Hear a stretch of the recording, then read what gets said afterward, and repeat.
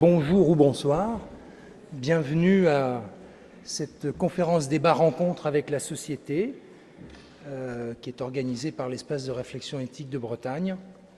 Je m'appelle Jean-Michel Bols, je suis le directeur de cette structure.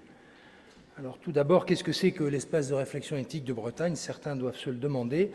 C'est ce qu'on appelle un espace de réflexion éthique régional. C'est une structure régionale officielle qui a été instituée par la loi de bioéthique de 2004, qui est celle qui est avant celle de 2011.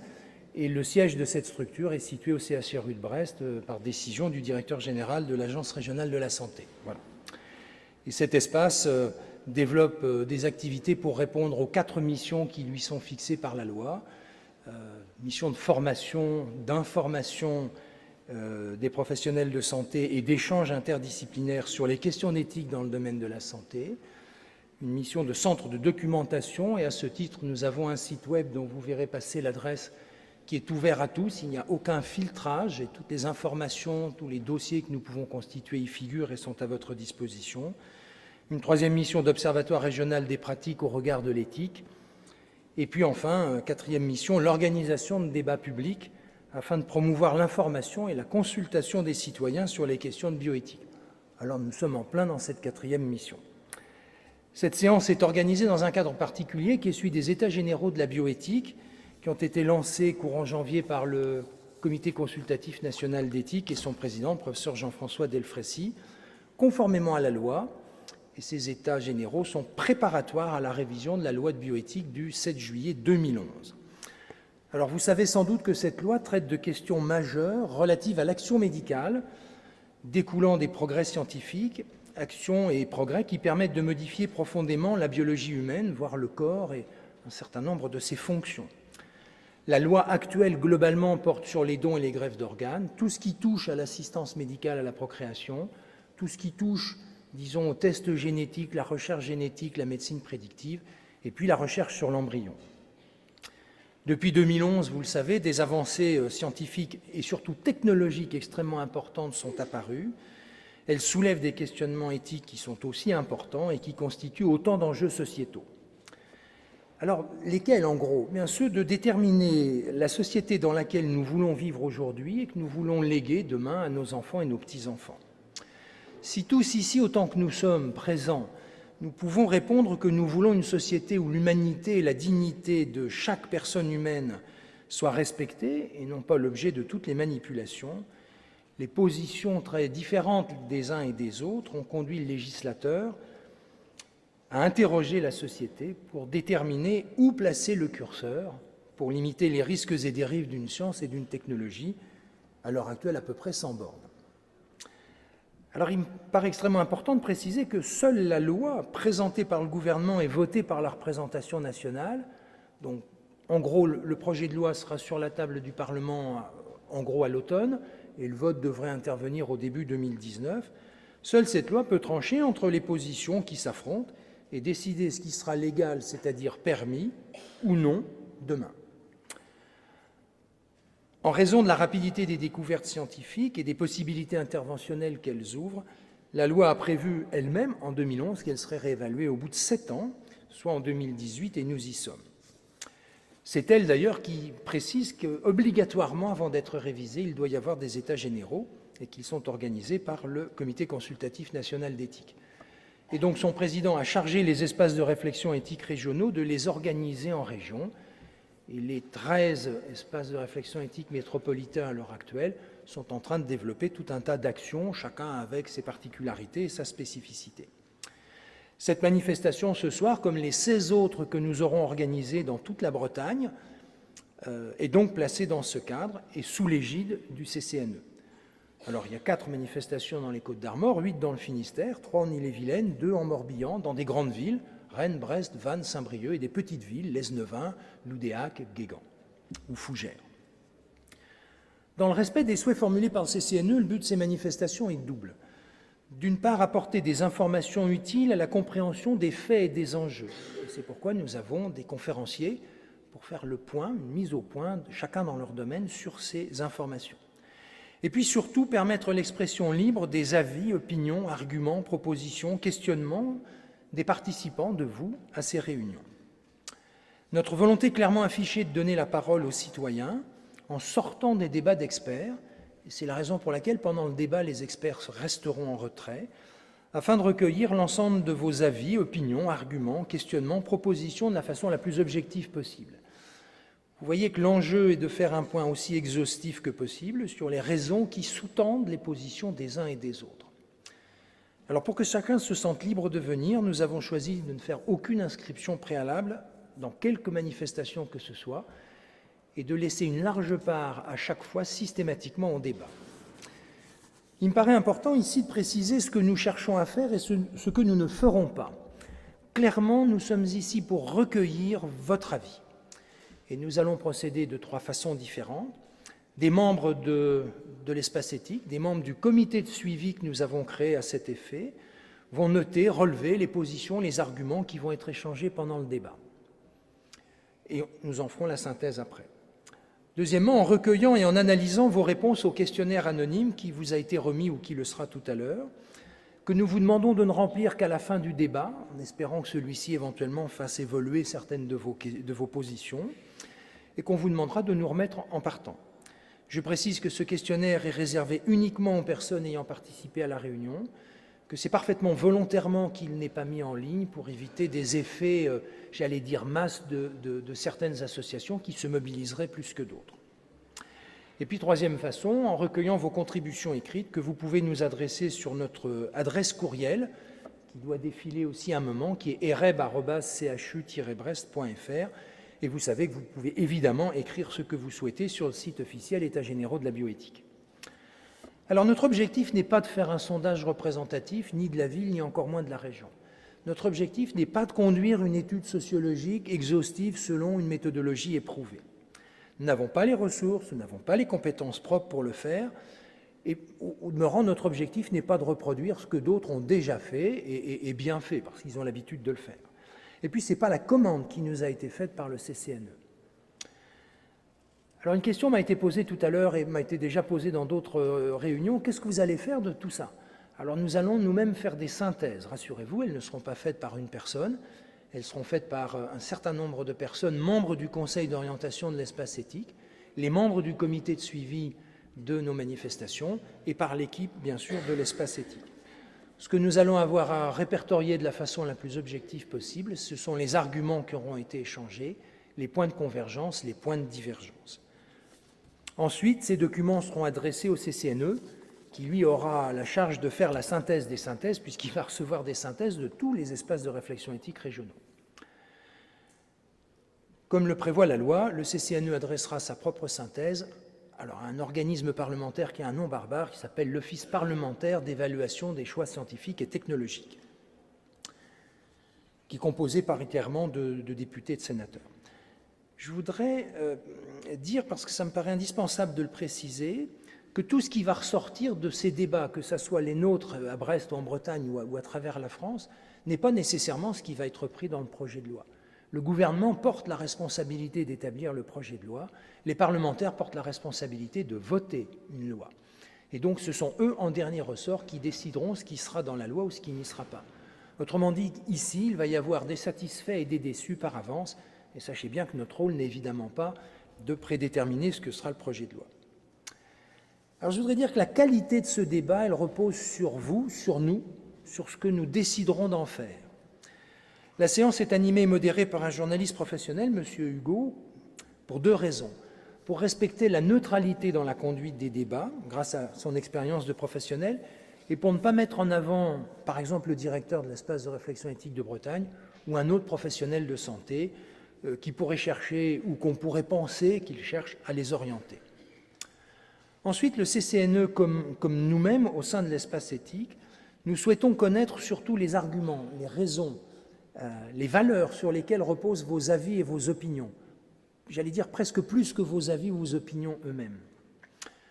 Pour atteindre cet objectif, je voudrais particulièrement insister sur la nécessité que le débat soit ouvert et respectueux, et particulièrement celui de ce jour sous l'assistance médicale à la procréation, dont les enjeux cristallisent des positions extrêmement tranchées, diamétralement opposées, et des prises de position passionnées.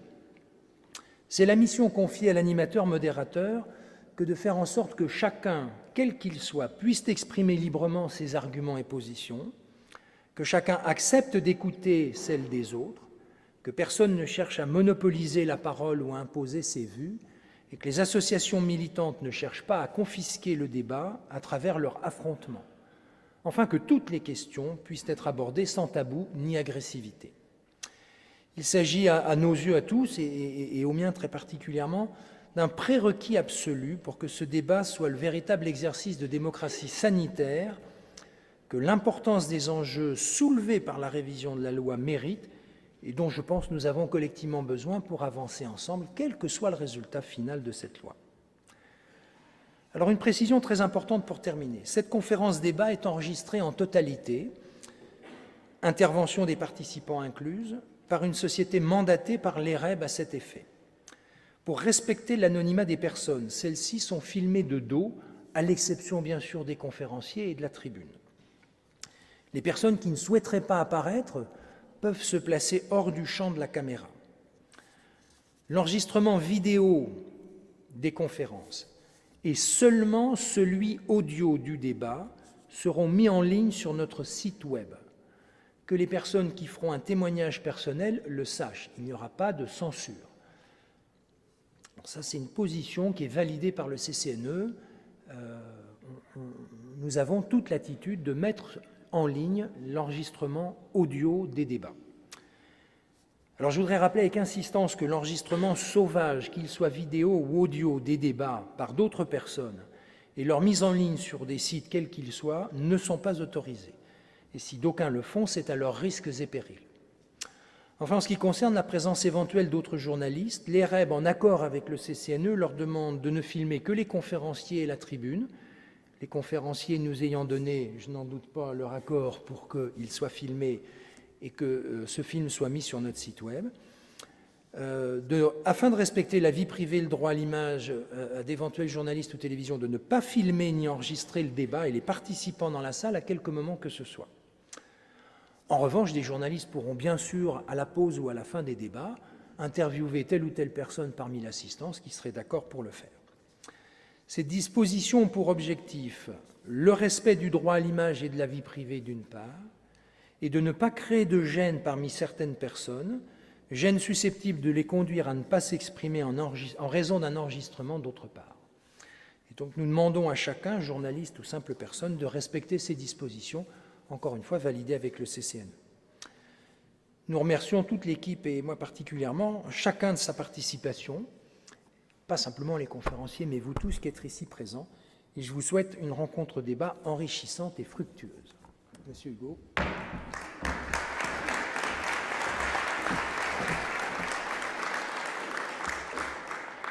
Avant de vous présenter les trois spécialistes, les trois conférenciers, je vais revenir sur ce que disait Jean-Michel Boll sur les prises de parole pour le débat, pour la discussion. Sachez que vous n'êtes pas obligé de poser des questions aux trois conférenciers qui vont s'exprimer. Ils sont là pour éclairer éventuellement un point de vue. Ce qu'on attend de vous, c'est plutôt que vous nous donniez votre avis sur la question. Pour qu'il y ait avis, pour qu'il y ait débat, vous pouvez également vous répondre à vous-même. Donc quand quelqu'un prendra la parole avec un micro, si quelqu'un a envie de réagir directement à ce qui vient d'être dit et non pas de donner son avis, mais parce que ça vous fait réagir, vous êtes d'accord, vous n'êtes pas d'accord, vous me faites un petit signe, vous levez la main, qu'on ait cette réaction immédiate. Parce qu'effectivement, ça fait vivre le débat. Au moment de la prise de parole, on vous demandera de vous lever. Alors, ce n'est pas pour vous dévisager, c'est pour que l'ensemble du public voit qui parle, parce qu'on l'a vu lors du premier débat. C'est vachement plus simple quand les gens se lèvent, parce qu'au moins tout le monde sait d'où vient la parole, et même nos trois conférenciers également. Pour ceux qui sont allergiques au micro, allergiques à l'oral, il y a des petites feuilles blanches.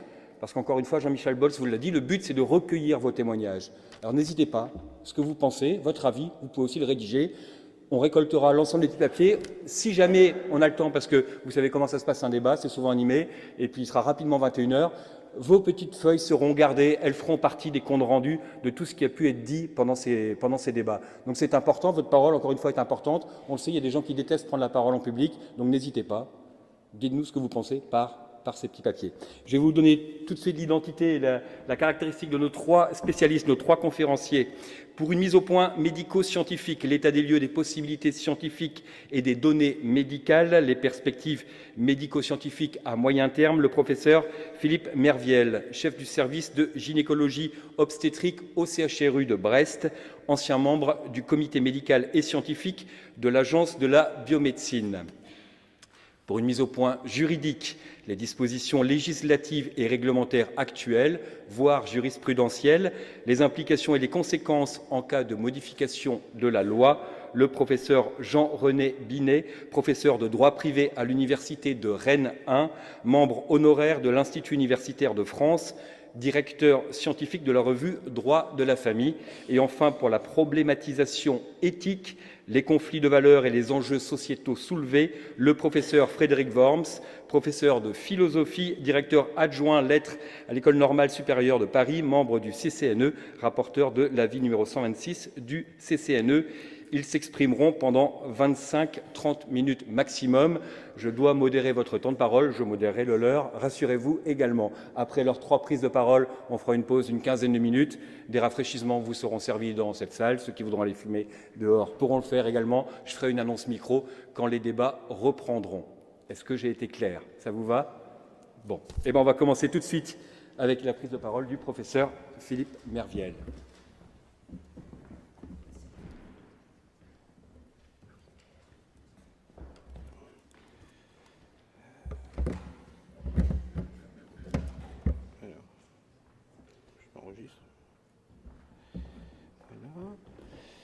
Que je retrouve simplement l'endroit où ont été mises les diapositives.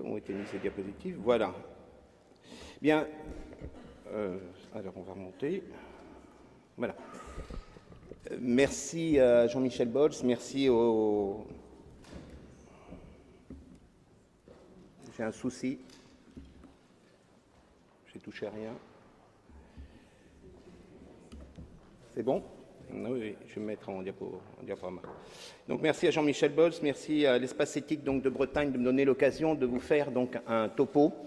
On m'a demandé de vous faire une mise au point médico-scientifique, donc je vais vous dire sur ces quelques diapositives ce que l'on sait faire déjà aujourd'hui pour mettre un petit peu à jour vos connaissances. Ensuite, ce que l'on pourrait faire, c'est-à-dire finalement quel est l'objet du débat qui va avoir lieu. Et puis, je terminerai par ce que l'on ne doit pas faire, et j'imagine que vous vous doutez de ce que ça peut être.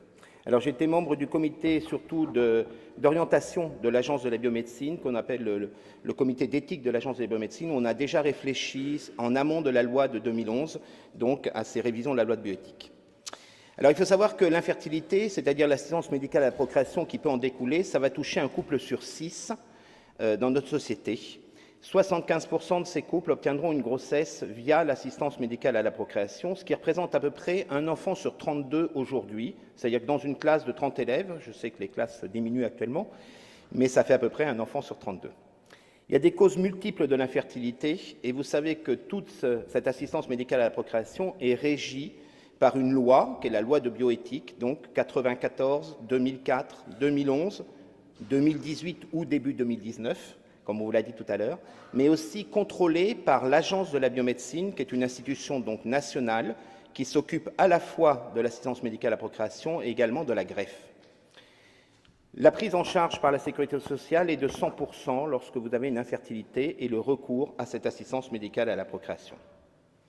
Alors, ce que l'on sait faire aujourd'hui, vous le savez, les inséminations, ça fait très longtemps qu'on sait faire des inséminations.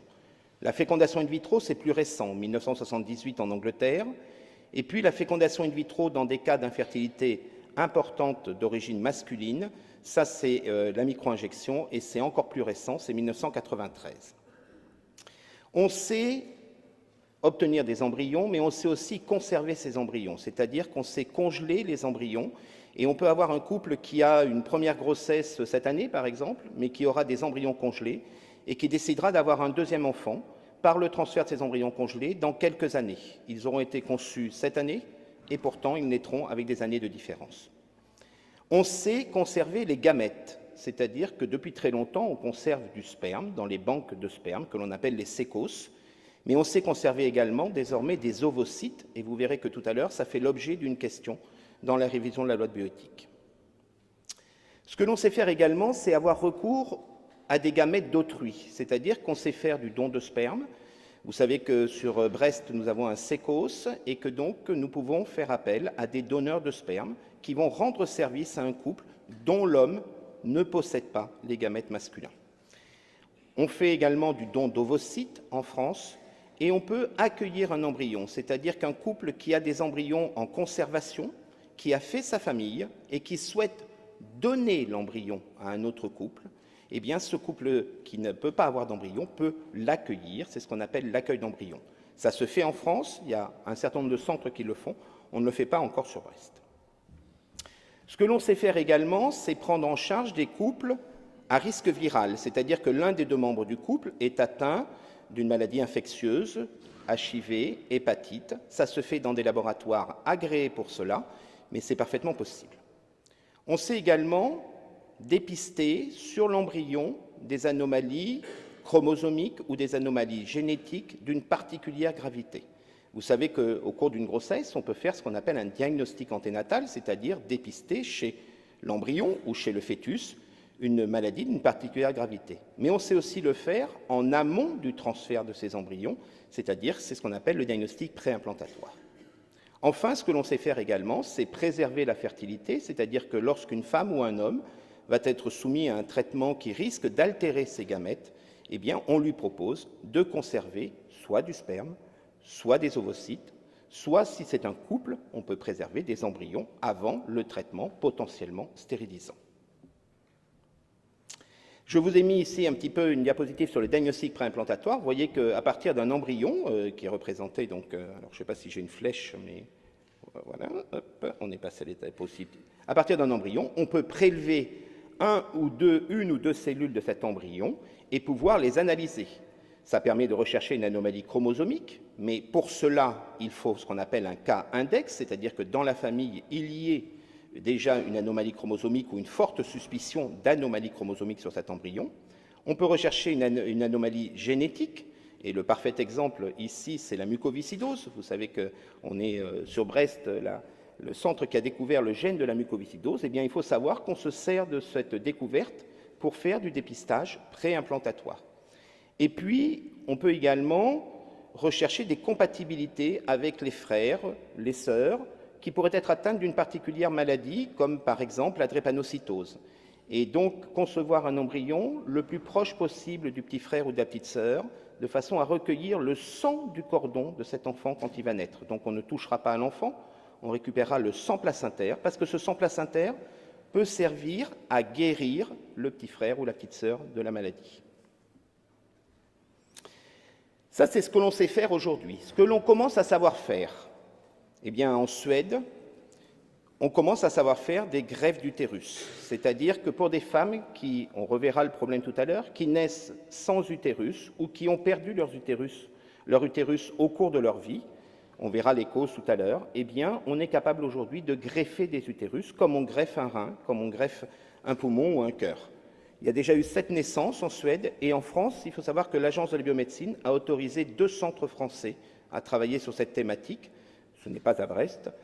Il n'y a pas de greffe pour l'instant réalisée en France. Alors, ce que l'on sait faire, non en France, mais dans d'autres pays, comme en Grande-Bretagne, c'est ce qu'on appelle le bébé à 3 parents.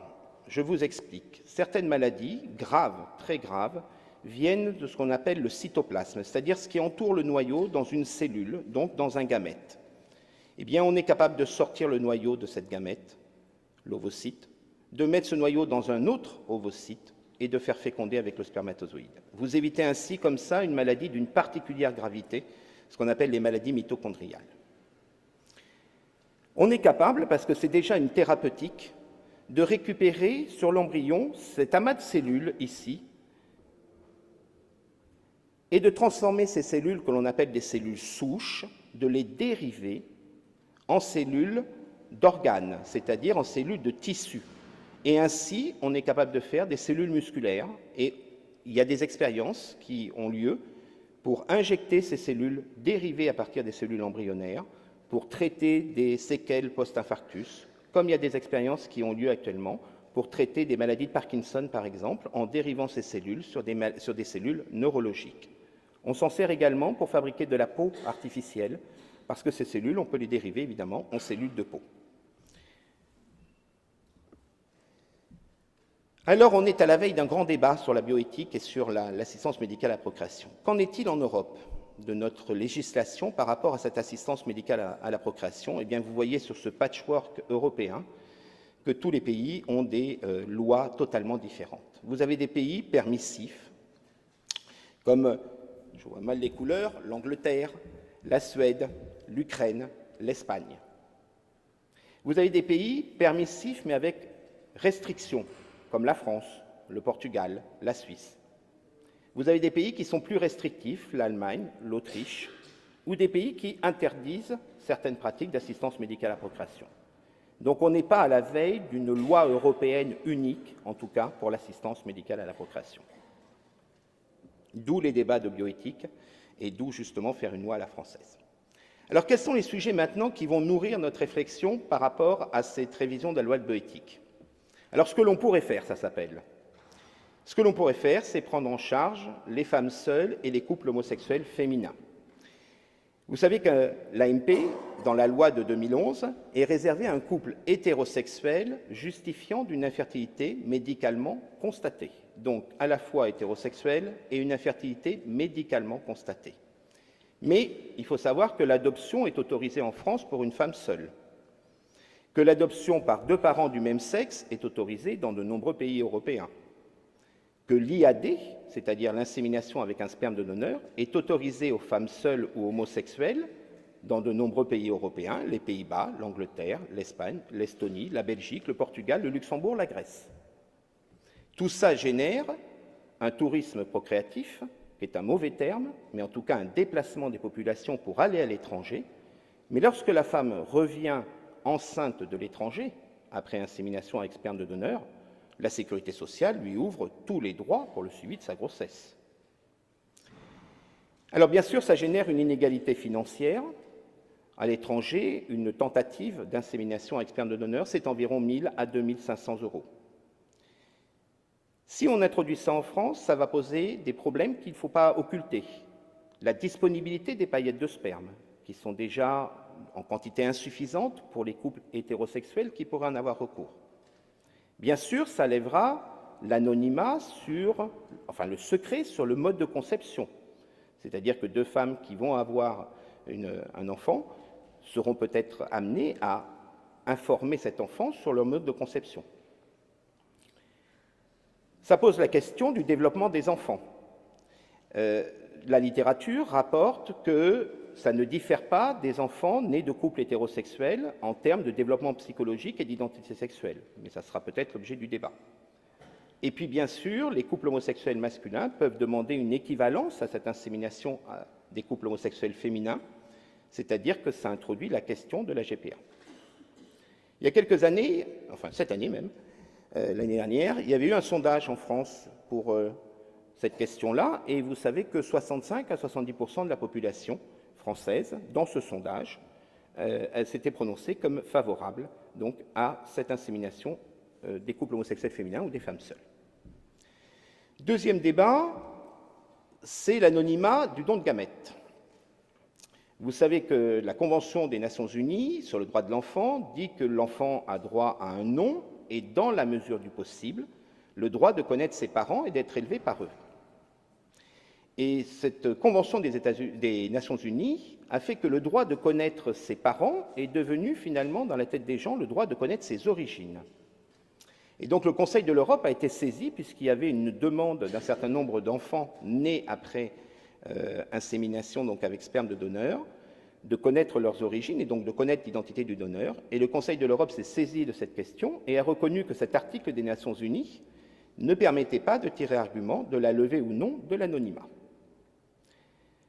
C'est une question. Certains pays européens ont tranché. La Suède, en 1985, a décidé de lever l'anonymat de ses donneurs de gamètes. Que s'est-il passé? Il y a eu une diminution importante des donneurs de sperme, des délais d'attente augmentés et une fuite des couples suédois vers le Danemark qui gardaient l'anonymat. Parallèlement à ça, depuis la levée de l'anonymat, aucun centre suédois n'a reçu de demande d'information sur les donneurs. Et par contre, on a fait la richesse des banques de sperme privées danoises qui, elles, garantissent l'anonymat. Aux Pays-Bas, ça a été la même chose. Chute des donneurs dans un premier temps, 70%, et fermeture de la moitié des établissements de dons de sperme. Et puis en Grande-Bretagne, en 2005, ils ont décidé de lever l'anonymat, mais 18 ans plus tard, c'est-à-dire qu'ils n'ont pas levé l'anonymat immédiatement, mais pour les enfants conçus à partir de 2005, donc finalement, ça sera en 2023. Néanmoins, qu'est-ce qui s'est passé? Chute des donneurs et recours à des dons anonymes via Internet, dont je vous ai mis ici certains tarifs. En France, en 2010, un sondage a eu lieu qui disait que les couples receveurs, c'est-à-dire les couples qui reçoivent les gamètes provenant d'autrui, 90% de ceux-ci étaient pour le maintien de l'anonymat. Et pour les donneurs de sperme, 62% étaient favorables au maintien de l'anonymat et renonceraient à donner si l'anonymat était levé. Et 44% des donneuses d'ovocytes étaient de la même façon favorables à l'anonymat et renonceraient à donner si l'anonymat était levé. Alors vous avez peut-être entendu parler récemment de Arthur, qui grâce au progrès un peu néfaste peut-être de la génétique, a réussi à contourner l'anonymat en France, puisque grâce à un test américain commandé par Internet, une banque américaine d'équivalence donc d'ADN a réussi à retrouver un premier contact, puis un deuxième contact, et finalement le donneur de sperme. On pourrait aussi demander aux donneurs, aux donneuses d'ovocytes, s'ils seraient d'accord ou pas pour lever l'anonymat. Mais imaginez un donneur qui donnerait son accord et un enfant qui ne voudrait pas savoir, mais surtout un donneur qui refuserait de donner son accord pour la levée de l'anonymat et un enfant issu du don qui voudrait absolument connaître le donneur. C'est un peu ce que j'ai appelé la double peine. Donc, est-ce que c'est bien de faire un double guichet? Certains donneurs qui lèveraient l'anonymat, d'autres qui ne lèveraient pas. Le double don. Vous avez vu tout à l'heure qu'on pouvait donner ses embryons en France. C'est-à-dire quand on a terminé son désir de grossesse, si on a des embryons qui restent en conservation, on peut les donner. Mais on n'a pas le droit de faire du double don en France. C'est-à-dire qu'un couple n'a pas le droit de recevoir, parce que madame n'a pas d'ovocytes ou parce que monsieur n'a pas de spermatozoïdes, et un don d'ovocytes et un don de sperme, alors qu'on a le droit de donner un embryon. C'est autorisé dans d'autres pays, la Belgique, l'Espagne, etc. Il y a des embryons congelés, il ne faut pas se leurrer. En France, en 2015, on avait calculé qu'il y avait à peu près 220 000 embryons dans les cuves d'azote, dans les centres d'assistance médicale à la procréation, chez 74 000 couples. 14% de ceux-ci souhaiteraient donner, ce qui pourrait faire 34 000 embryons à donner à d'autres couples. Mais la loi est tellement lourde pour l'accueil d'embryons, ça désespère tellement les couples d'aller jusqu'au bout du process que finalement il n'y a eu que 145 transferts d'embryons après don pour la naissance de 27 naissances. Donc est-ce que finalement le double don ne serait pas plus facile psychologiquement pour les couples donneurs, puisqu'ils ne donneraient pas un embryon constitué mais plutôt leurs gamètes? Il y aurait peut-être moins de risques de consanguinité, mais là encore une fois, il y a un problème de disponibilité des paillettes et des ovocytes. Ce que l'on sait faire, c'est cultiver l'embryon. On sait très bien, dans nos études, amener l'embryon jusqu'au stade que vous avez ici, qui est le stade du 5e jour. Ce que l'on ne sait pas faire, c'est évaluer l'embryon, c'est-à-dire parmi ces embryons, lequel va pouvoir donner une grossesse. Et donc, ce que propose la réflexion de la loi de bioéthique, c'est l'analyse génétique des embryons. Lorsqu'on fait de l'assistance médicale à la procréation, on sait que plus de 50% des embryons qui sont conçus par l'assistance médicale à la procréation présentent des anomalies chromosomiques ou génétiques. C'est la nature. Ça se passe normalement dans la nature, ça se passe là dans nos laboratoires. Ça représente 2/3 des échecs.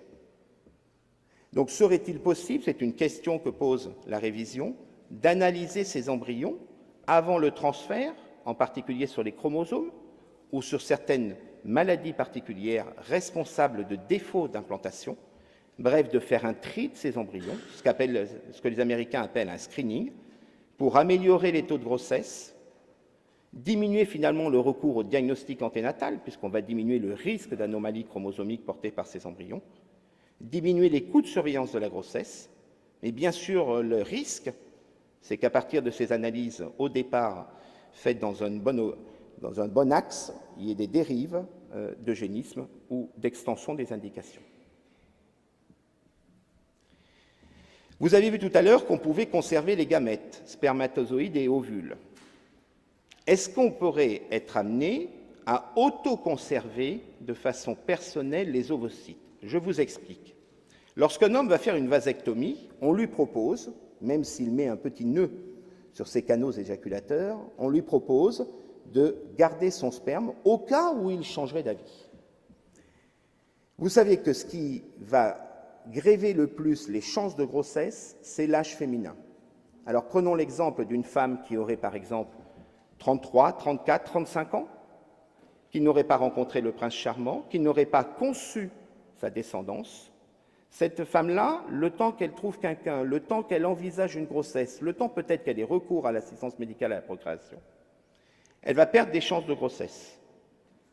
Parce que l'âge est le facteur le plus important, l'âge féminin, pour la diminution du taux de grossesse.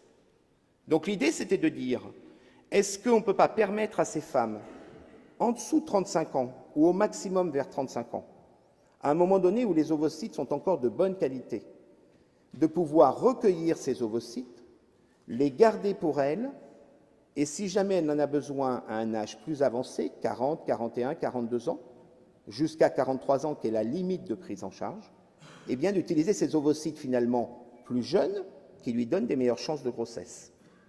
C'est ce qu'on appelle l'autoconservation. Vous voyez que l'Agence de la biomédecine, le Collège des gynécologues obstétriciens s'est prononcé. Bien sûr, ça donnerait de meilleurs taux de grossesse. Mais simplement, il ne faudrait pas faire croire aux femmes que parce qu'on aurait conservé 8, 10, 12 ovocytes, elle aurait forcément une grossesse. Ce ne serait pas systématique. Vous voyez que pour les Espagnols, pour obtenir une grossesse, c'est environ 8 à 12 ovocytes. Mais les Belges qui ont fait des études comparables ont des chiffres beaucoup plus élevés. Et puis, quid des ovocytes que la femme ne réclamerait pas après 43 ans, ou parce qu'elle aurait conçu de façon naturelle? Ces ovocytes pourraient peut-être servir au don d'ovocytes pour une autre patiente. Il faudrait limiter l'utilisation de ces ovocytes à 43, 45 ans, mais pas au-delà, puisqu'on sait que plus une femme est âgée, plus la grossesse est à risque. Et puis surtout, la grande question, qui paye? Est-ce que c'est la femme qui paye la conservation de ses ovocytes? Est-ce que c'est la société qui paye? Ça doit faire l'objet d'un débat. Israël a tranché, Israël l'a inscrit dans sa loi de sécurité sociale, en disant qu'il y avait une prise en charge par la sécurité sociale israélienne. Et vous savez que l'année dernière, Google a embauché des jeunes femmes en leur offrant la conservation de ces ovocytes, ce qui est quand même assez paradoxal. Non seulement il y avait le salaire, mais en plus on vous offrait la conservation des ovocytes, comme ça vous restiez au travail et vous faisiez votre grossesse plus tard. Un des sujets dont on parle beaucoup, c'est évidemment la gestation pour autrui. Vous savez qu'en France, le principe, c'est « émère celle qui donne naissance ». Le problème, c'est que la gestation pour autrui est autorisée à l'étranger et que des couples voyagent à l'étranger et reviennent en France. La loi de bioéthique a interdit, dans toutes ces lois de bioéthique, la gestation pour autrui. La Cour d'appel de Paris a été saisie en 2007 pour un couple qui s'appelle Ménesson, c'est le nom de monsieur et de madame, donc ils se produisent à la télévision, donc il n'y a pas de... Voilà, qui ont eu des jumelles aux États-Unis, qui voulaient faire reconnaître dans l'état civil français, donc, leurs jumelles. Donc la Cour d'appel a autorisé, la Cour de cassation a cassé la Cour d'appel. Donc pour l'instant, on est toujours, vous voyez, 10 ans plus tard, au même point, il n'y a toujours pas de transcription. Il y avait eu un sondage en 2007 de l'Agence de la biomédecine, auprès d'un panel représentatif, sur la GPA. 53% des personnes interrogées étaient favorables à une légalisation de la pratique. On est à 50-50. Mais 44% de ces personnes interrogées pensaient déjà que c'était légal en France. Alors vous savez très bien que ce n'est pas légal. Quelles pourraient être les indications de cette gestation pour autrui? Vous avez des indications médicales. Chaque année, 200 femmes à peu près en France naissent sans utérus, malformatif. Chaque année, 700 à 800 femmes perdent leurs utérus au moment d'une naissance, hémorragie. Et puis, vous avez les cas de cancer, où vous êtes obligé quelquefois d'enlever l'utérus sans enlever les ovaires. Vous avez aussi d'autres raisons, on pourrait penser à des raisons esthétiques, des femmes qui ont atteint un âge qui ne permettrait plus de porter une grossesse sans risque pour leur santé. Et puis, vous avez les couples homosexuels masculins qui pourraient réclamer aussi une gestation pour autrui. Il faut savoir que la France est entourée de pays où la gestation pour autrui existe déjà. Belgique, Danemark, Estonie, Finlande, Grande-Bretagne, Grèce, Pays-Bas, Suisse, et puis les États-Unis, vous le savez, le Canada. La représentation nationale s'est déjà penchée sur la gestation pour autrui, et je vous ai mis là l'extrait d'un rapport du Sénat, d'une députée qui s'appelle Michèle André, enfin d'une sénatrice qui s'appelait Michèle André, et qui avait imaginé ce que pourrait être la gestation pour autrui française. Les parents intentionnels devaient être domiciliés en France et mariés, ou en mesure de justifier d'une vie commune de 2 ans. La femme qui avait recours à la gestation pour autrui devait être dans l'impossibilité de mener une grossesse, et il fallait que l'embryon soit issu au moins d'un des 2 membres du couple, c'est-à-dire qu'à la limite, l'embryon transféré chez la mère porteuse pouvait être issu d'un don de gamètes pour l'un des 2 parents. La mère porteuse n'était pas la mère génétique de l'enfant, mais elle devait avoir eu au moins un enfant précédemment, et, ce qui peut être discutable, elle pouvait mener 2 gestations pour autrui. Elle ne pouvait pas porter l'enfant pour le compte de sa fille. Et surtout, elle n'avait aucune rémunération, mais un dédommagement de tous les frais, évidemment, inhérents à cette grossesse. L'Agence de la biomédecine organisant tout ça. Alors, je vous parle de la gestation pour autrui, mais depuis 2008 et depuis la précédente loi, le développement de la greffe d'utérus, même si c'est une intervention difficile, remet peut-être en cause cette notion de gestation pour autrui. Il y a plein de questions sur la gestation pour autrui, mais vous en aurez probablement d'autres. La femme peut-elle courir le risque d'une grossesse pour le compte d'autrui? Vous savez que même si on prend une femme qui est à très bas risque au cours d'une grossesse, il y a un risque quand même. Il faut qu'il y ait un consentement de toutes les parties au début. Imaginez que le couple d'intention, c'est-à-dire celui qui demande une gestation pour autrui, se sépare et plus personne ne veut de la grossesse portée par une tierce personne. Le souhait de la gestatrice de garder l'enfant, et vous savez très bien qu'en Angleterre ou aux États-Unis, c'est déjà survenu. Qui doit prendre les décisions pendant la grossesse? Est-ce que c'est la mère gestante? Est-ce que c'est le couple d'intention? Ça représente aussi des questions.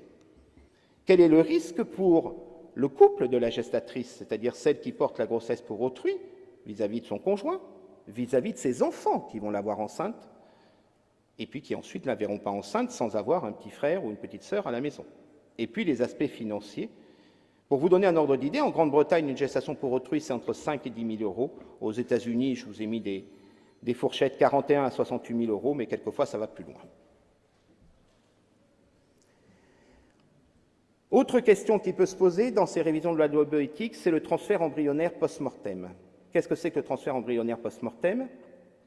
C'est le fait que lorsque vous êtes en prise en charge en assistance médicale à la procréation, le lundi matin, vous avez ponctionné madame, monsieur a donné son sperme, on a fait la fécondation le lundi soir, monsieur se tue sur la route et madame se retrouve veuve le mardi. Aujourd'hui, elle n'a pas le droit d'obtenir le transfert de ses embryons conçus avec monsieur qui a donné son accord pour donner le sperme le lundi matin. Qu'est-ce qu'elle peut faire? Elle peut donner ses embryons à la recherche, elle peut les détruire, pire encore, elle peut les donner à un autre couple. Le transfert post-mortem, ça avait failli être accepté lors de la dernière loi de bioéthique, mais comme vous l'a très bien dit Jean-Michel Bols, ce sont les députés qui choisissent au dernier moment, et au dernier moment, les députés, en pleine nuit, ont voté contre le transfert post-mortem. C'est un peu le respect de l'autorisation donnée. C'est, pour moi, le fait de ne pas pouvoir transférer ces embryons, c'était un peu le double mort du conjoint, mais il est bien certain qu'on crée un orphelin de père, forcément. Donc la loi, en 2011, avait prévu de laisser un délai de réflexion de 3 mois à la patiente et d'autoriser le transfert pour l'obtention d'une grossesse pendant l'année qui suivait. Point. Je termine en vous disant ce que l'on ne doit pas faire, bien évidemment, c'est le clonage. Totalement interdit, mais rassurez-vous, déjà fait dans le monde. Quand vous allez en congrès aux États-Unis, vous n'avez plus de stands sur le clonage que sur d'autres thérapeutiques. Ce que l'on ne sait pas faire, c'est l'utérus artificiel, rassurez-vous, il y aura toujours des femmes enceintes, et je pense qu'on n'y arrivera pas. Ce que ça pose comme question, évidemment, tous nos débats sur la loi de bioéthique, c'est le statut de l'embryon. Quand commence la vie? Est-ce à la fécondation? Est-ce au moment de l'implantation, au stade blastocyste? Est-ce comme les Anglais, qui considèrent que c'est à partir du moment où vous avez une droite et une gauche, c'est-à-dire finalement vous avez une colonne vertébrale? Ou est-ce que c'est comme en France, la viabilité, c'est-à-dire à 22 semaines? En résumé, vous voyez que les sujets sont multiples de réflexion. J'espère vous avoir éclairé et je vous souhaite bon courage.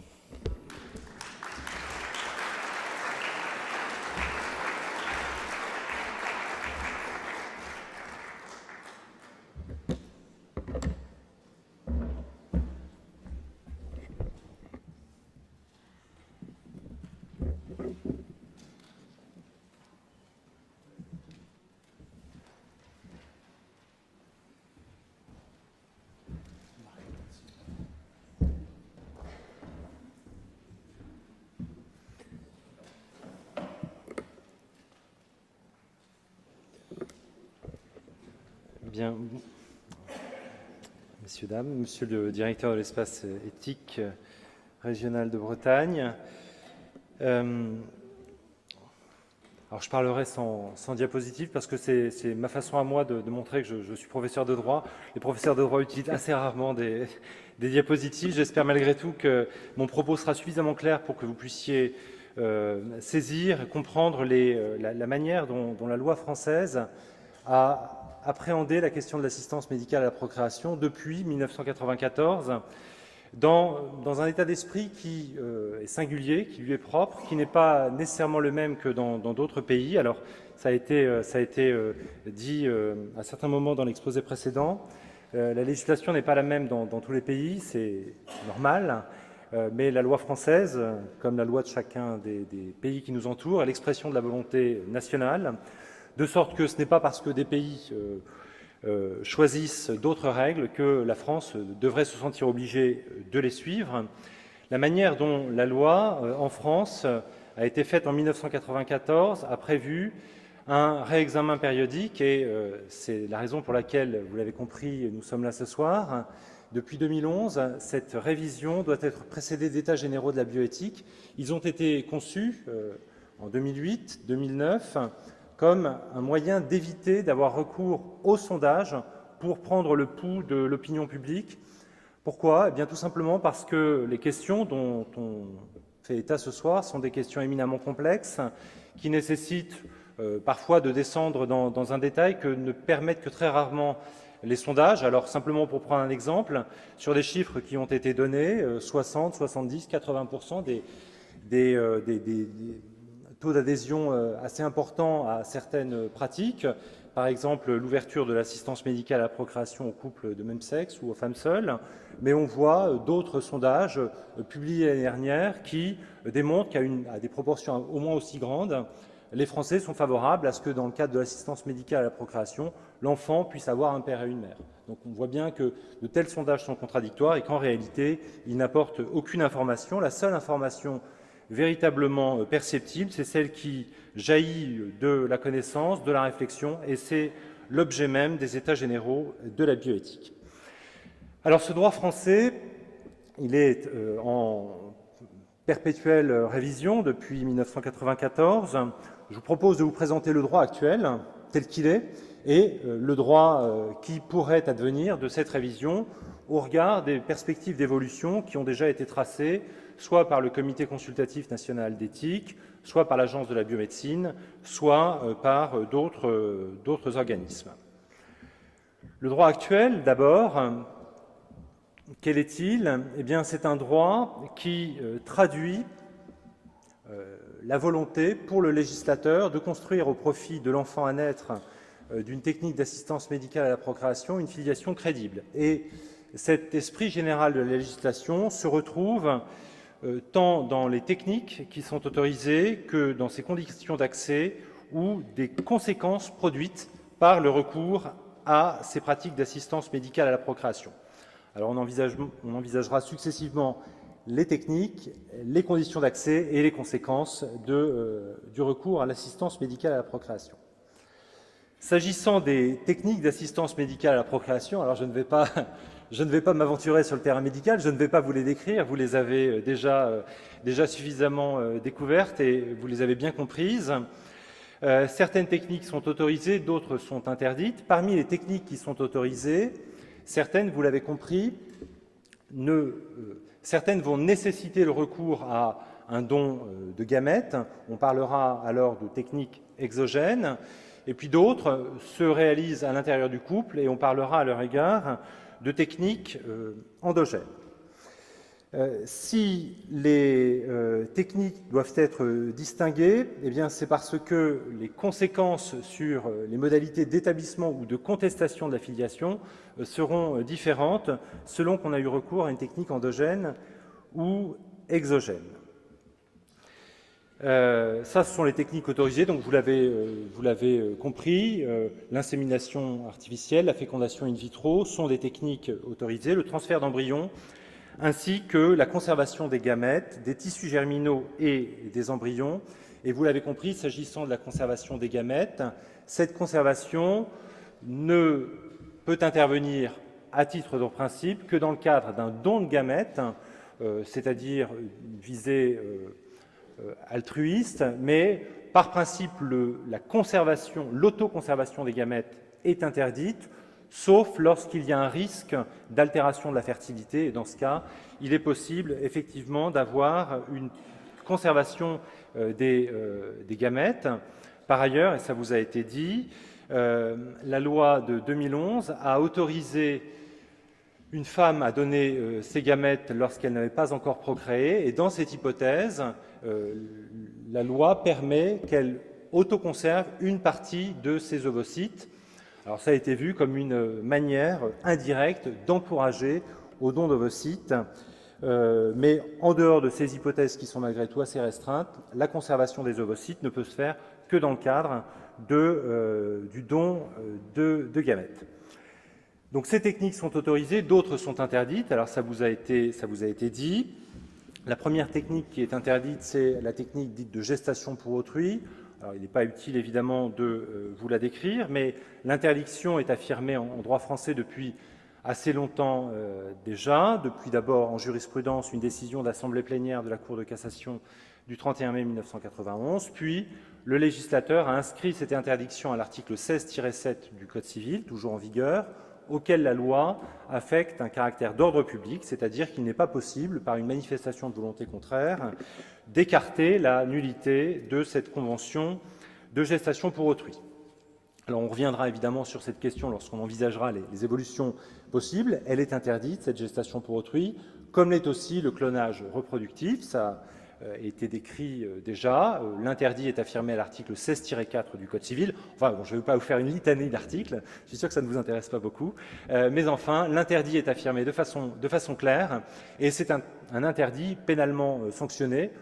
La sanction est d'ailleurs d'une lourdeur absolument extraordinaire, puisque le crime de clonage reproductif est puni de 30 ans de réclusion criminelle et de 7 500 000 € d'amende, excusez du peu. Autant dire qu'il s'agit ici d'un interdit particulièrement affirmé par la loi française. Voilà pour les techniques. J'en viens aux conditions d'accès à l'assistance médicale à la procréation. Ces conditions d'accès, on les envisagera en distinguant d'abord les conditions médicales d'accès à l'assistance médicale à la procréation, puis celles qui portent sur le couple, et enfin celles qui ont trait au consentement devant être donné par le couple y ayant accès. D'abord, s'agissant des conditions médicales d'accès à l'assistance médicale à la procréation, la loi en prévoit deux. Il est possible de recourir à l'assistance médicale à la procréation en cas de stérilité pathologique médicalement constatée. C'est la première condition, et c'est la condition qui s'inscrit dans le cadre le plus classique, disons, du recours à l'assistance médicale à la procréation. L'autre hypothèse est celle où le couple entend éviter la transmission d'une maladie, alors soit transmission de la maladie d'un membre du couple à l'autre, soit transmission de la maladie à l'enfant, et là on parlerait de maladie héréditaire, et en pareille hypothèse, le couple va avoir accès à une fécondation in vitro qui conduira à la fécondation d'un certain nombre d'embryons sur lesquels seront pratiqués des diagnostics préimplantatoires. Seuls les embryons indemnes de la maladie que l'on cherche à éviter seront alors transférés. En plus de ces conditions médicales, la loi pose des conditions qui sont relatives au couple. L'assistance médicale à la procréation n'est en effet ouverte qu'au couple, tout d'abord, et au couple formé d'un homme et d'une femme. Alors au couple, pour commencer, qu'est-ce qu'un couple? Eh bien, pour la loi, ce peut être un couple marié, ce peut être un couple qui n'est pas marié. En réalité, il n'y a pas de précision par rapport à la situation du couple dans la loi aujourd'hui. Ce fut le cas par le passé, mais ce n'est plus le cas. Simplement, la loi se réfère dans certaines dispositions à la qualité de couple marié. C'est ce que l'on trouve dans le Code civil, dans les rares dispositions qui concernent l'assistance médicale à la procréation, ou au couple de concubins. On peut donc en déduire que le couple dont il est question doit être un véritable couple, marié ou non, mais un couple avec une stabilité et une continuité telle que le Code civil le prévoit pour le couple de concubins. Il faut donc un couple. Ce couple doit être formé d'un homme et d'une femme. Cette condition, évidemment, fait écho à la première condition, qui est la condition de stérilité pathologique médicalement constatée. Il s'agit évidemment nécessairement d'un couple formé d'un homme et d'une femme. Cet homme et cette femme doivent être vivants. C'est la troisième condition posée par la loi.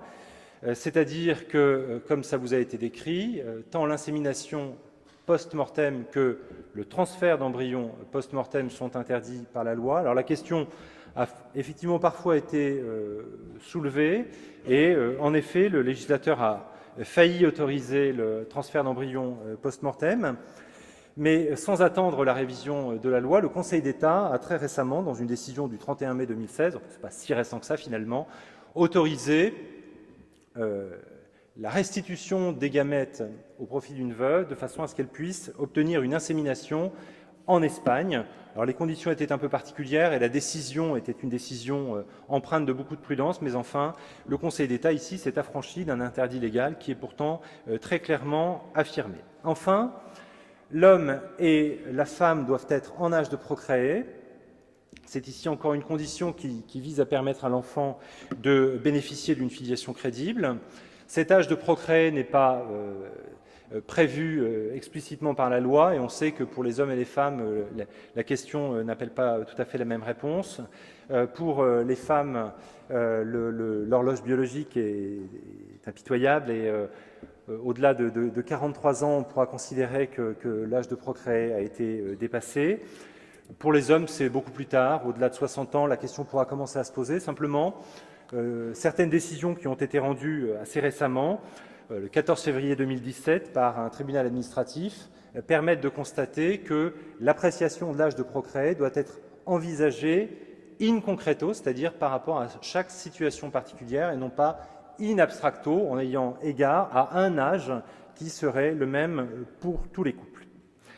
Enfin, troisième condition, celle qui porte sur l'expression du consentement. Le couple qui accède à l'assistance médicale à la procréation doit consentir. Il s'agit ici d'un acte médical. L'obligation de consentement préalable est une obligation tout à fait générale, mais la loi formalise de manière particulière l'expression de ce consentement lorsque le couple a recours à une technique hétérologue, c'est-à-dire lorsqu'il y a recours à un don de gamètes. En pareille hypothèse, en effet, le consentement du couple doit être donné soit devant un notaire, soit devant le tribunal de grande instance. Et vous comprenez bien ici que le formalisme particulier n'est pas le fruit du hasard. Ce formalisme particulier est en réalité lié aux conséquences que la loi attache ensuite au recours à l'assistance médicale à la procréation. Alors, ces conséquences, j'y viens. Ces conséquences, c'est l'établissement du lien de filiation, c'est évidemment le but ultime, il ne s'agit pas simplement qu'un enfant naisse, encore faut-il que cet enfant soit juridiquement rattaché à ceux qui ont concouru à sa venue au monde, et les règles d'établissement de la filiation seront différentes selon que l'on a recours à une procréation endogène ou exogène. S'il s'agit d'une procréation endogène, donc vous l'avez compris, sans apport de gamètes extérieurs, l'établissement du lien de filiation se fait et se conteste selon les règles de droit commun. C'est-à-dire que si le couple est marié, l'enfant va bénéficier, l'enfant sera l'enfant de la mère qui le met au monde, mater semper certa est, la citation latine fut exposée au tableau tout à l'heure. Quant au père, eh bien, c'est le mari de la mère qui est présumé par l'article 312 être le père de l'enfant. Si le couple n'est pas marié, il suffira de reconnaître l'enfant pour que le lien de filiation soit établi au profit du père. En cas de recours à une procréation exogène, le législateur a voulu consolider le lien de filiation de l'enfant et ne pas permettre qu'il puisse être contesté selon les voies du droit commun. Alors, selon les voies du droit commun, un lien de filiation peut être contesté par recours principalement à la vérité biologique, et vous doutez bien que dès lors qu'on a fait appel à un don de gamètes, l'enfant n'est pas biologiquement rattaché à l'une des deux personnes que la loi va vouloir établir comme étant ses parents. Et donc, en pareille hypothèse, le lien de filiation établi en cas de recours à une procréation exogène ne peut être contesté. C'est un engagement très fort qui est pris. Il est pris devant le notaire ou devant le TGI parce que cette filiation sera ensuite incontestable. Elle sera incontestable et par ailleurs, aucun lien de filiation ne pourra être établi entre l'enfant et le donneur de gamètes, l'enfant ne pouvant par ailleurs connaître le donneur de gamètes qui doit rester anonyme. Ça vous a été rappelé, je n'y reviens pas. Donc voilà le droit actuel. Quels pourraient être les changements à venir selon ce que l'on peut lire? Les changements pourraient porter sur quantité de questions. Ces changements n'emporteraient pas alors les mêmes conséquences. Alors j'essaie d'abord d'envisager les changements possibles, mais je serai assez bref parce que beaucoup de choses ont déjà été dites, et ensuite j'en viendrai aux conséquences. Sur les changements possibles, certains peuvent porter sur les techniques, d'autres sur les conditions d'accès à l'assistance médicale à la procréation. Sur les techniques, on peut imaginer, est-ce que ça se fera ou pas, on ne le sait pas à ce stade, mais on peut imaginer que le législateur souhaite autoriser la gestation pour autrui. C'est une revendication qui est portée par certains, et le législateur s'est parfois penché sur la question. Alors, il y a eu un rapport, non pas du Sénat, mais d'un groupe de travail du Sénat, c'est pas tout à fait pareil, qui s'était exprimé de façon favorable à l'ouverture de la gestation pour autrui. Lors de la précédente loi, le législateur avait débattu et avait décidé d'écarter cette possibilité-là, mais évidemment, la question peut tout à fait revenir dans le cadre des débats actuels. Autre question qui peut intervenir s'agissant des techniques, la suppression de l'anonymat du donneur. Alors l'affaire d'Arthur Kermelvezen vous a été rappelée. Évidemment, cette quête de ce garçon né d'insémination avec tiers donneur, cette quête de ses origines, eh bien, elle montre bien que si les couples donneurs ou receveurs sont quant à eux favorables à l'anonymat, il est possible que certains enfants aient envie de connaître leurs origines. Et le législateur qui avait commencé à faire un pas dans ce sens en 2011 et qui avait finalement reculé pour les questions liées principalement au risque de tarissement des dons de sperme, le législateur pourrait très bien y revenir cette fois-ci. Autre question que le législateur pourrait aborder, la question de l'autoconservation ovocitaire. On parle toujours ici des techniques, et ça vous a été rappelé, permettre l'autoconservation ovocitaire pour des fins de programmation de la maternité, dans un contexte notamment de longues études, de professions très exigeantes, ce pourrait être envisagé. Les modifications qui pourraient intervenir s'agissant des conditions, eh bien, elles pourraient intervenir sur la condition d'altérité sexuelle. C'est le sens d'un avis du CCNE. Cette condition d'altérité sexuelle pourrait être supprimée. Pourrait être aussi supprimée la condition d'avoir affaire à un couple, puisque l'assistance médicale pourrait être ouverte aux femmes seules. Et donc ici, les modifications porteraient sur les conditions d'accès à l'assistance médicale à la procréation. Alors, quelles seraient les conséquences? Les conséquences juridiques, bien évidemment, je vais rester dans mon couloir.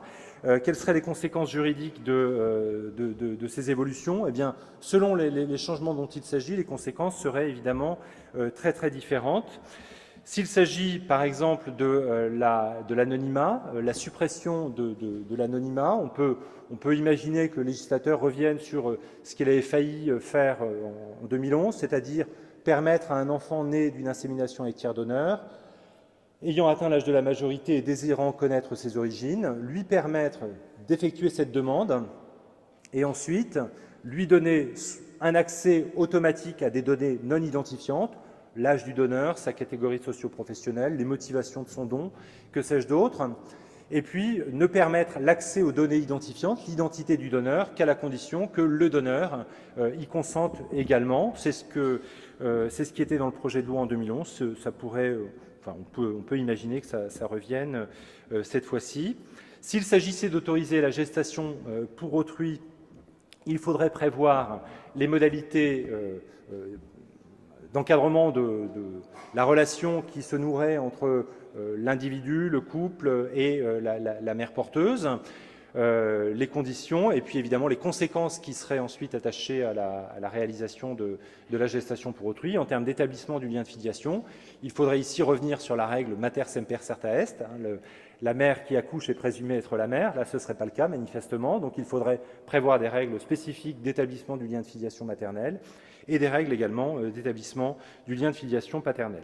Enfin, s'il s'agit de modifier les conditions relatives au couple, il faudra ici évidemment modifier un certain nombre de règles qui sont des règles de droit de la filiation et qui figurent dans le Code civil. Si l'assistance médicale à la procréation était ouverte à des couples de femmes, il faudrait modifier certaines des dispositions que le législateur a introduites dans le Code civil au moment de l'adoption de la loi de 2013 dite mariage pour tous, l'article 6-1 qui prévoit une interprétation des règles du Code civil, mais qui ne s'applique pas à tout ce qui concerne la filiation charnelle. Donc là, il s'agirait de filiation charnelle, donc il faudrait soit supprimer ou modifier l'article 6.1, soit modifier tout le titre 7 du Code civil qui concerne la filiation charnelle, et notamment tout ce qui concerne les actions relatives à la filiation. Donc ça ferait évidemment beaucoup de modifications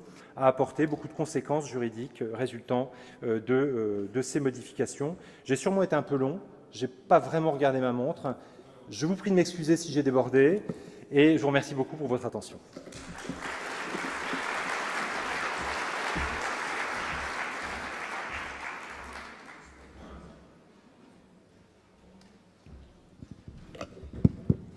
Je surveille le temps et vous n'avez pas débordé du tout. Vous êtes pile comme il faut.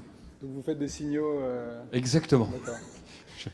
Bien, bonsoir à toutes et à tous. Merci beaucoup à l'Espace de réflexion éthique de Bretagne de l'invitation à ce débat sur des sujets essentiels dont je vais essayer d'aborder quelques aspects éthiques, mais débat qui me semble remarquablement organisé et d'une manière, elle aussi, très, très éthique, si j'ose dire, et je voulais vraiment vous en remercier. Alors, on vient de vous rappeler certains enjeux médicaux et juridiques de l'assistance médicale à la procréation. On m'a demandé de rappeler certains aspects éthiques, ce que je vais essayer de faire avec un cadre et un objet très précis qui est la présentation du dernier avis du Comité consultatif national d'éthique sur ces questions, très précisément, et j'expliquerai ce que cela veut dire, sur les indications sociétales du recours à l'assistance médicale à la procréation, dont j'ai été non pas le rapporteur, mais un des 3 rapporteurs. Donc, un peu dans le cadre aussi de ces fonctions, je me tiendrai vraiment à la présentation de cet avis, mais en essayant d'en expliquer successivement la méthode. Quelle est la méthode qui a été choisie par le comité consultatif d'éthique pour essayer de fournir un cadre normatif, un cadre de règles, de principes à ces sujets, les résultats, les conclusions, et aussi j'aborderai à la fin quelques points de complément, disons quelques points ouverts qui ne sont pas forcément traités dans cet avis, mais qui relèvent quand même des sujets et dont certains ont évidemment été abordés dans les 2 très importantes présentations que l'on vient d'entendre. Donc d'abord, quelle est la méthode qui a été utilisée par le comité d'éthique pour essayer de penser les enjeux moraux, les enjeux éthiques. J'essaierai de définir ce qu'il faut entendre par là, des techniques qui viennent de vous être présentées et qui aboutissent finalement à des règles de droit. Si vous voulez, nous on se situe, moi je parle en dernier, mais en réalité je me situerais, disons, quelque part entre les médecins qui élaborent des techniques, la loi qui définit des règles, et entre les deux, il y a le débat éthique où l'on est aujourd'hui. Donc, au fond, je suis plutôt quelque part entre les deux, non seulement disciplines, mais vocations et fonctions qui traitent de ces sujets.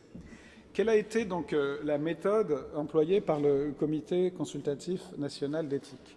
Pour la comprendre, il faut comprendre qu'elle dépend, elle a résulté d'une sorte d'analyse ou de diagnostic, on pourrait dire, sur justement le sens, l'effet de ces techniques d'assistance médicale à la procréation, où le mot médical veut dire qu'on recourt à une technique médicale dans le but d'avoir des enfants, finalement, de procréer. Et ce qu'on a analysé, c'est qu'il y a deux effets principaux de ces techniques. Deux effets principaux de ces techniques, je dirais, sur le sens de la vie humaine. Le premier effet de ces techniques, c'est de nous obliger à nous représenter d'une manière qu'on ne ferait pas sans elles, finalement, dans une culture, dans une société donnée, de nous représenter certains aspects de la procréation, certains aspects du fait d'avoir des enfants, d'une manière précise et en essayant de leur donner un sens. On pourrait dire, c'est ce qu'on a appelé dans la vie, qui nous oblige à faire des disjonctions dans un acte qui est un acte apparemment simple, le fait d'avoir des enfants. Eh bien, les techniques nous obligent à faire des distinctions, à distinguer des aspects et à nous représenter le sens de ces aspects. Le mot même de procréation doit être compris dans ce sens. Le terme de procréation désigne un aspect du fait d'avoir des enfants. C'est vraiment l'aspect biologique au sens le plus restrictif du terme. Mais dans le fait d'avoir des enfants, pour un être humain, il n'y a pas seulement la fécondation biologique ou la procréation. Il y a aussi la reconnaissance sociale, le fait d'inscrire l'enfant dans un cadre familial et juridique. C'est ce qu'on appelle la filiation. Donc le simple mot de procréation distinct de celui de filiation implique de distinguer des aspects de ce qui, en un sens, quand tout va bien, j'allais dire, dans une culture donnée, fait un tout. C'est-à-dire on a des enfants et on les engendre et puis on les reconnaît. Et pour nous, en quelque sorte, dans un état implicite de la culture, c'est un tout. Les techniques nous obligent à distinguer et à nous représenter le fait d'avoir des enfants, ce que ça signifie d'être un père. Est-ce que c'est juste la filiation sociale ou est-ce que c'est l'engendrement biologique? Tous ces termes, père, mère, qui nous paraissent simples, deviennent complexes de fait. Ce n'est pas encore dans les valeurs, simplement par les disjonctions de la technique.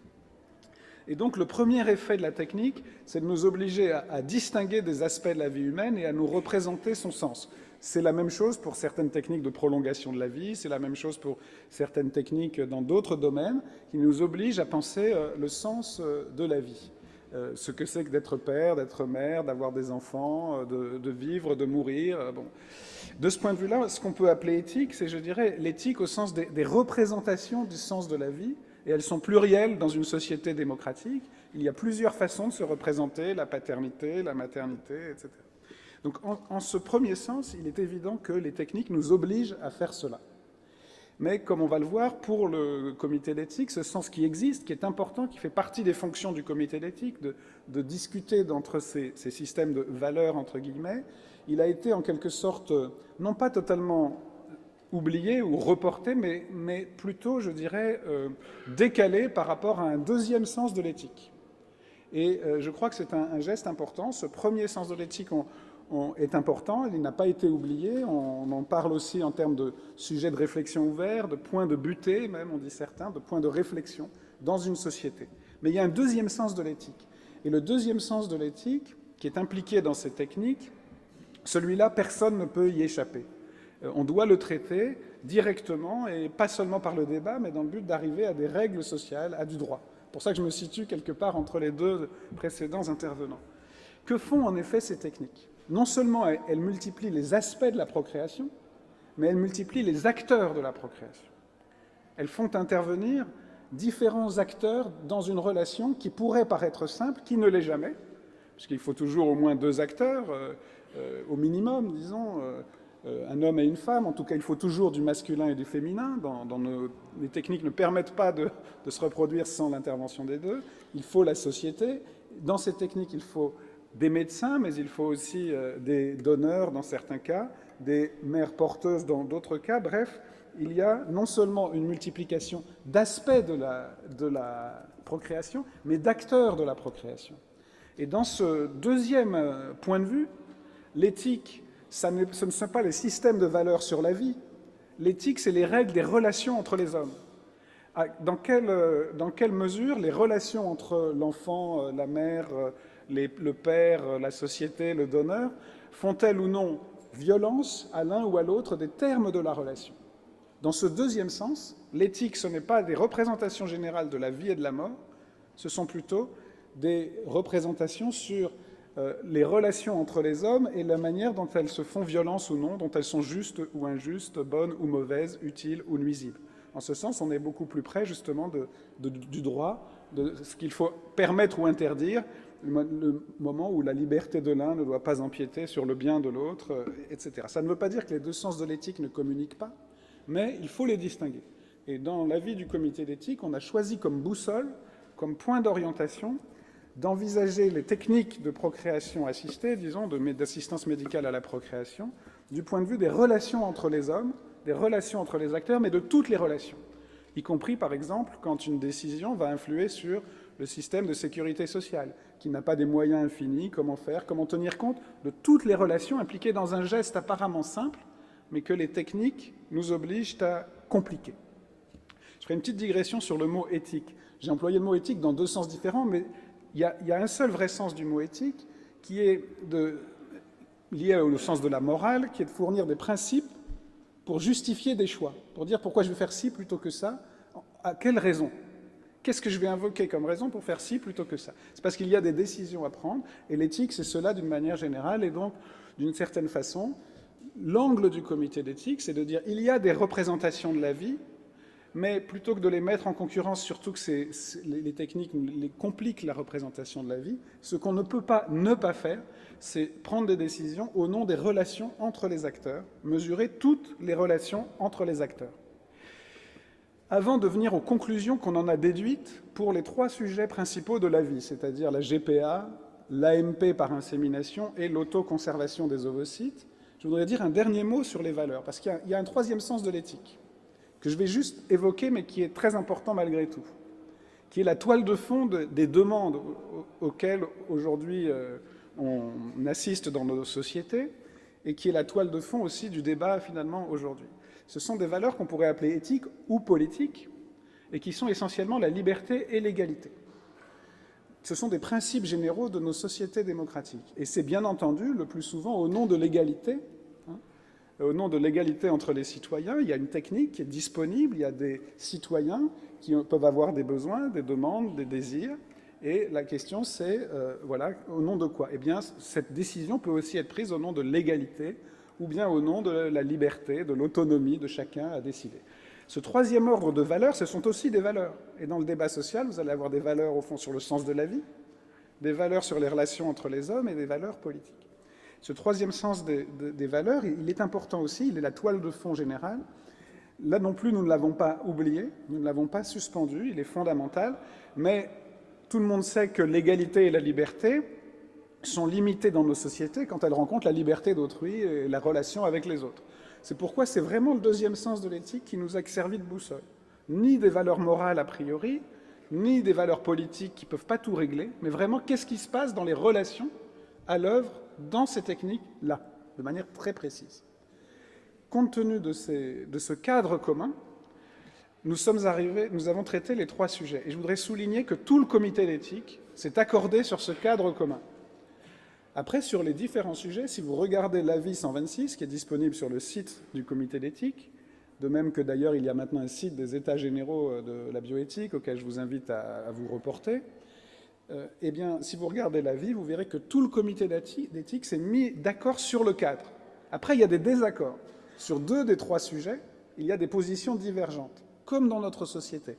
Mais ce qu'on espère tous, c'est que notre société peut construire un cadre commun sur lequel elle se met d'accord, même si dans le cadre, on est en désaccord. Voyez. Et ça, c'est vraiment le point fondamental, et je conclurai là-dessus, je crois que c'est vraiment la condition d'une société, quelle qu'elle soit. De ce point de vue-là, donc, on a traité les 3 sujets, je vais être très bref.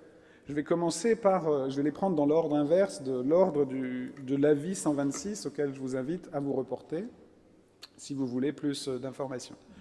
Le dernier sujet qui est traité dans cet avis, c'est la gestation pour autrui. Vous en avez entendu parler. Je vais vous résumer les conclusions du CCNE, c'est que dans le système des relations qui entre en jeu dans cette technique de procréation assistée n'est pas le même que dans les autres. Ça vous a été montré.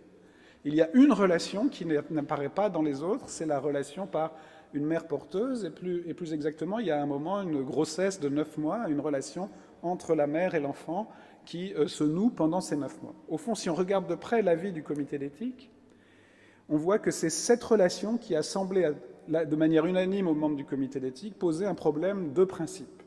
Et c'est l'idée qu'il y a dans le déni de cette relation, plutôt dans l'interruption de cette relation, le fait comme s'il n'y avait pas de lien qui se créait, ou de relation pendant 9 mois entre un embryon, un enfant et sa gestatrice, qu'il est resté pour le comité d'éthique un point de blocage éthique dans la GPA. C'est pourquoi le comité conclut au maintien de l'interdiction en France. Pour cette raison. Évidemment, cette raison, ceux qui défendent la GPA éthique, qui pensent qu'il n'y a pas de problème de principe, l'ont bien vu, et dans les États qui pratiquent la gestation pour autrui, il y en a qui la font de manière totalement scandaleuse, et tous les défenseurs de la GPA aussi eux-mêmes le disent. Hein. Il y a des États où il y a de l'exploitation des femmes, etc. Mais il y a des États qui prennent un grand nombre de précautions. Ils prennent aussi des précautions sur ce sujet-là. Mais il a semblé au comité d'éthique que toutes les précautions sur les autres sujets pouvaient enlever des obstacles. Sur celui-là, il reste un problème de principe. C'est un point ouvert à la discussion. C'est la justification, en tout cas, de l'avis. Sur l'insémination artificielle avec donneur, ou plus exactement sur son ouverture aux couples de femmes et aux femmes seules, c'est-à-dire sur le dépassement du droit actuel qui le réserve aux couples hétérosexuels affectés d'une pathologie de la fertilité. D'abord, le comité d'éthique a suspendu une question qui, en fait, relève des visions de la vie, c'est-à-dire la distinction même du médical et du non-médical. On dit que les couples hétérosexuels ont accès à la procréation assistée quand ils ont affecté d'une infertilité pathologique, et que les autres sont des demandes sociétales. Le mot « sociétal » désigne les demandes qui ne sont pas d'ordre médical au sens d'une maladie. Bon. Cette question-là, en fait, est plus compliquée qu'elle en a l'air, et le comité d'éthique a considéré que ce critère ne pouvait pas être pris dans l'absolu. Il a servi à un moment, mais c'est très compliqué. Je pourrais rentrer dans les détails si vous voulez. En un mot, on peut dire que les couples hétérosexuels ont des obstacles médicaux, mais en même temps, ce ne sont pas des maladies, au sens où ça n'empêche pas de vivre, ça ne conduit pas à la mort. Et c'est quand même des questions de désir d'enfant, donc c'est quand même des questions sociétales ou morales qui les conduisent là. Inversement, je ne fais que reproduire les arguments qu'on peut évoquer. Inversement, beaucoup disent du côté des demandes dites sociétales qu'elles sont aussi elles viennent de souffrances, en particulier psychiques, et qu'elles ont un côté médical. Donc le côté médical sociétal relève de conception de la vie. Par contre, est-ce qu'il y a dans les relations entre les acteurs, entre des demandeuses, par exemple dans le cas des couples de femmes, le donneur et l'enfant à naître, est-ce qu'il y a un problème éthique de principe, une violence absolue dans la demande, compte tenu de tout ce qui a été rappelé dans ce qui a précédé, sur le fait qu'on autorise l'adoption, l'éducation, etc., dans ces couples, et qu'on autorise ces techniques pour les femmes dans des couples hétérosexuels. La majorité du comité d'éthique, là il y a eu une division, la majorité du comité d'éthique a considéré qu'il n'y avait pas de problème éthique de principe dans ces relations, d'où la recommandation d'autorisation. Enfin, sur l'autoconservation ovocytaire, c'est-à-dire la demande de certaines femmes, ou la demande portée au comité et aujourd'hui à la société et à la loi, que les femmes pourraient, sans raison médicale ni dimension de don, se faire prélever des ovocytes pour simplement procréer plus tard. Le comité d'éthique n'a pas considéré, si vous regardez bien l'avis, qu'il y a un problème éthique de principe. Là, on revient plutôt à des questions d'éthique médicale, de bénéfices et de risques. Est-ce que c'est dangereux? Et aussi de relations, mais de relations plutôt sociales, la pression des entreprises en particulier, le fait qu'il peut y avoir des pressions sociales. Là aussi, il y a un avis minoritaire, il y a un groupe minoritaire du comité d'éthique qui recommandait l'ouverture. Donc vous voyez, le point intéressant d'ailleurs, c'est que les trois cas n'ont pas la même réponse, ce qui, à nos yeux, prouve que la méthode est neutre, que la méthode permet une analyse, et des désaccords dans les deux sens. Il y a un avis majoritaire pour une restriction et minoritaire pour l'ouverture, dans le cas de l'autoconservation. Il y a un avis majoritaire d'ouverture et un avis minoritaire de maintien de la limite dans le cas des couples de femmes. Donc voilà un peu le résultat du travail que je voulais vous présenter. Il a son intérêt, il a ses limites, et aujourd'hui, d'ailleurs c'est contenu dans l'avis lui-même, on est dans le prolongement de ces discussions qui ont pris beaucoup de temps déjà, mais qui sont l'effet d'une réflexion et qui espèrent fournir un cadre commun pour l'analyse éthique. Il y a évidemment des points qui ne sont pas dans cet avis et ils font partie des états généraux de la bioéthique.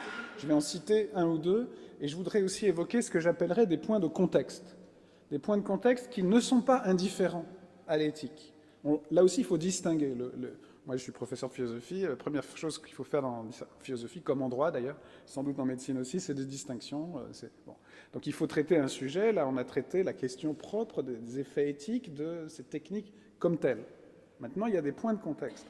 Donc, je voudrais citer un ou deux points, d'abord, qui sont liés au sujet et qui posent des problèmes éthiques et qui vont bouger, en tout cas être pris dans ce débat. Bien entendu, il y a la question de l'anonymat. L'anonymat du donneur, qui fait partie d'un ensemble de protection du don, le don lui-même étant un enjeu très important dans les grands principes de bioéthique en France. En France, le don doit être, pour être un don, anonyme et gratuit. Et évidemment, un don gratuit, ça paraît une évidence. Hein. Si c'était pas gratuit, ce serait plus un don, mais il faut le préciser, c'est évidemment extrêmement important. Il faut distinguer, c'est juste un point que je voulais reprendre, l'anonymat et le secret. Il est évident que si on autorisait un jour en France, comme c'est le cas dans beaucoup de pays, des couples de femmes à passer par la procréation artificielle, par l'assistance médicale à la procréation, elles auraient à dire de toute façon, le récit de vie de l'enfant passerait par l'intervention de gamètes masculins, sinon ce ne serait pas plausible. Mais cette question du secret sur le mode de conception a déjà été beaucoup levée en France. C'est-à-dire que dans les sécos, sauf erreur, dans la société, non seulement on ne maintient plus le secret sur l'assistance médicale à la procréation, mais on demande aux parents de dire le mode de conception des enfants. Donc il faut distinguer le secret sur le mode de conception et l'anonymat sur le nom du géniteur. Tous les psychanalystes, les psychiatres, les psychologues sont divisés sur l'AMP. Hein. Certains disent que la figure paternelle et masculine est essentielle, certains disent non. Ils sont divisés sur l'anonymat aussi, les psychiatres, les psychanalystes. Par contre, personne n'est divisé sur le secret. Le secret, ça n'est pas bon. Hein. Et donc le secret, je vous ai juste précisé ce point, c'est... Bon, la question de l'anonymat va revenir, elle pose tous les problèmes qui ont été évoqués, j'y reviens pas. Il y a une autre question qui relève pour moi de l'éthique, qui est abordée dans l'avis, mais qui est reportée vers les états généraux de la bioéthique, et peut-être vous exprimerez vos avis, c'est une question très importante à mes yeux, pour tout le monde, c'est la question, je dirais, de justice sociale. Cette question de justice sociale, elle va dans les deux sens, évidemment. Elle va dans le sens de cette demande d'égalité, mais elle va aussi dans le sens de ses effets sur le système de sécurité sociale en général. Comme cela vous a été rappelé, le pathologique, non seulement autorise, mais implique aussi le remboursement. Le remboursement est lié à la demande pathologique. Si on ouvre au sociétal, qu'en est-il du remboursement? Qu'en est-il de la prise en charge? Faut-il la différencier socialement? Faut-il qu'il y ait une contribution dans un cadre de service public pour éviter néanmoins la marchandisation, comme on dit, c'est-à-dire le fait que la procréation devienne un marché? Le comité d'éthique, là, en tout cas, recommande qu'on reste dans le cadre d'un service public, mais qu'on réfléchisse aux conditions de la prise en charge, ce qui n'est pas tout à fait la... Voilà. Il y a quelque part, il y a une distinction possible entre, évidemment, il y a plein de choses qui sont dans le service public, mais qui ne sont pas intégralement prises en charge, déjà dans notre système de santé. Ce point est donc très très important et relève de l'éthique. L'éthique médicale va évidemment jusqu'à la feuille de sécurité sociale. Elle ne s'arrête pas à la porte du laboratoire. La question de justice est très importante. C'est un point évidemment tout à fait fondamental. Je voudrais évoquer deux petits points de contexte qui ne sont pas petits, qui sont importants. sur ces questions. Il y en aurait d'autres, et j'en oublie sûrement, mais je voudrais respecter le temps. Il y a un point de contexte international. Ce point de contexte international, il va évidemment dans les deux sens, c'est-à-dire, comme ça a été très bien dit par le professeur Binet, ce n'est pas parce que d'autres pays font des choses que la France doit le faire. Mais évidemment, cette question de l'international pose des problèmes. Quand elle pose toutes sortes de problèmes. Quand une technique est radicalement interdite en France, mais que les enfants reviennent, par exemple dans le cas des enfants de la GPA, ça pose des problèmes juridiques très complexes qui sont au cœur d'une tension aussi entre la France et l'Europe, entre la Cour de cassation française et la Cour de justice européenne. Je ne suis pas juriste, mais ce sont des points très importants. Il faut pouvoir distinguer la condamnation de l'acte et l'intérêt de l'enfant une fois qu'il existe. C'est des choses très compliquées. Il y a inversement, dans certains cas, et ça a été rappelé aussi, pour des techniques qui ne sont pas si interdites en France qu'elles n'autorisent pas une prise en charge, puisque ça a été rappelé pour des femmes qui vont à l'étranger, on prend en charge quand même non seulement leur grossesse, mais l'ensemble des aspects de l'enfance. Il y a la question de ce contexte international, notamment au sein de pays proches, qui fait partie du contexte, qui fait partie des données, mais ça n'implique pas qu'on arrête de réfléchir et de limiter. Il faut réfléchir aussi en fonction des principes éthiques que j'ai rappelés. Enfin, il y a un tout dernier point de contexte que je voulais rappeler, c'est la question de l'adoption.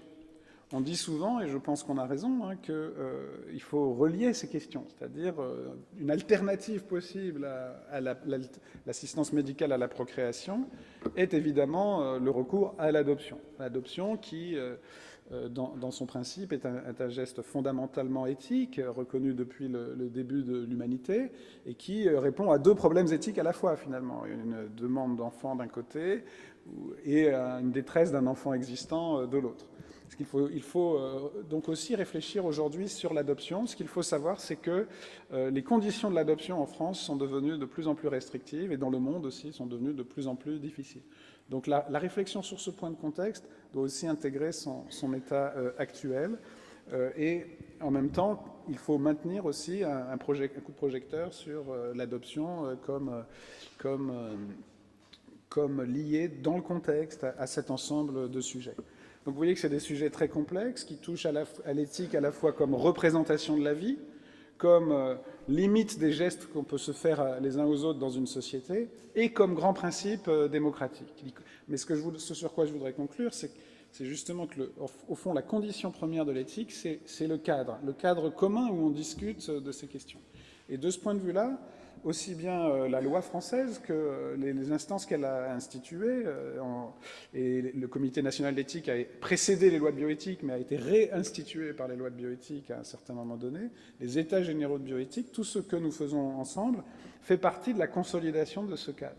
Et je pense qu'il y a des accords normaux, je dirais, entre représentation de la vie, entre analyse sur le moment où il y a violence ou pas dans les relations humaines. Il y a même des désaccords sur les libertés et sur l'égalité.